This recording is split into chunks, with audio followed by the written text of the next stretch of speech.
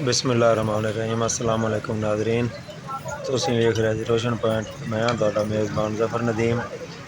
लो जी, मैं तुहानूं अज जोड़ लगदा विखा रहा कि पानी वाली सप्लाई है, सड़क बन रही है चौक उजरे दे विच ते ठेकेदार दे वर्कर बना रहे हैं जनाब जी सड़क। ते पानी की सप्लाई महल्ले की कट्टी गई सी ते पैप जनाब मिस्त्री साहब कट रहे हैं तुहाडियां अखां दे सामने।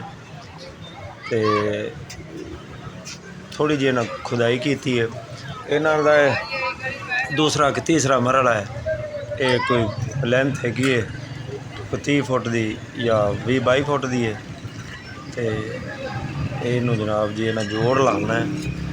वेखण वाली गल ये भी 3 बंदे फाहे लगे ने ते जिहड़ा टोटा हिला दे पे ये 3 जोड़ इहदे च ने। एक इन्हां दूसरी साइड ते जोड़ लावना है तो मुकम्मल ये भी नहीं, इहदे च एक जोड़ होर पैना।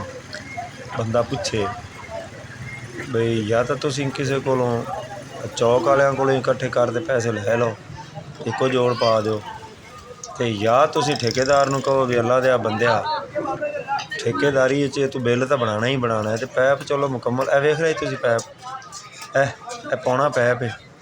इनू जनाब ओ परले पासे ओ अग लगी वेखते पै जे। ये इत्थे ना अल्लाह दे बंदियां ने कैमिकल ला के ते पैप नूं अग नाल सिलेंडर दे उत्ते इनू नरम करना है तो अग अगे भी लग गई। तो अल्लाह दी रहमत नाल जनाब जी मेहनत जारी। जवान ने पैप चुक्या तो परले जोड़ लाने की कोशिश ने गिलो ला सने ते समद बाउंड जिन्हों आते हैं समद बाउंड ला तो तीली लाई सी उन्होंने अग लग गई। लो जी हूँ जोड़ पै गया। मखलूक आ रही है जा रही है। सड़क जनाब जी खुदाई की इत्थे लेंटर पैना है जी जिहड़ा अजकल नवीं टैक्नीक चल रही।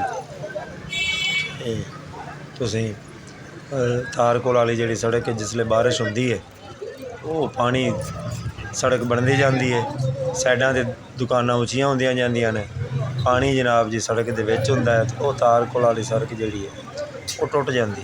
हुण इन्हां स्कीम लाई कि तुसीं जनाब जी PC करो, लेंटर पाओ चंगा मोटा जिहा करते पानी डिगे भी तो खैर है। बंदा पुछे खर्चा वधां दे जे तो तुसीं ये नहीं करते छोटा जिहा कानून बनाओ कि जनाब ये सड़क बन गई किसी की दुकान साइड तो 1 इंच भी उच्ची ना हो, जिमें बाहर के ममालके चलता है एक हद होवे, हद तो ज़्यादा उच्ची नहीं होनी, ना सड़क ते पानी आवे, निकासी ठीक होवे, ना सड़क जल्दी टुटे। लेकिन भाई सड़क टुटेगी तो दोबारा बनेगी तो मोड़ ही इंदे च है ना जी, कोई फायदा। खैर वो एक अलग गल है। वेखो पैप जनाब और जोड़ पै गया तो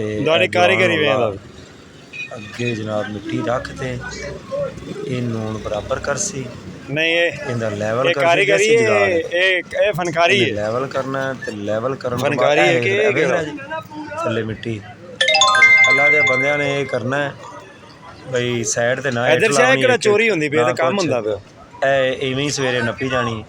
इवें नपीवन तो बाद अल्लाह दी रहमत नाल जनाब इहदे उत्ते जिले रूलर चलना है इन्हें मुड़ प्रैस होना, इन्हें पिचक जाना, उत्ते सड़क बन जानी।